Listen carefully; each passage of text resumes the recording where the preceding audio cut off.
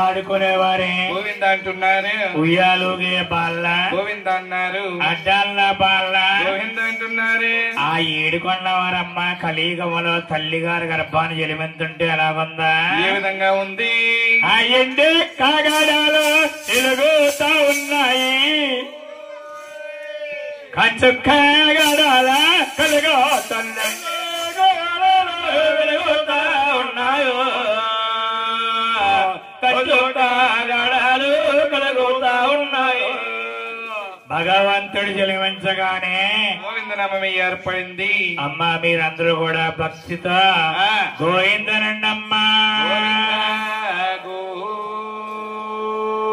గోవింద ఏడుకొండ వారు జలిమించగానే గోవిందనామమే ఏర్పడిందమ్మా.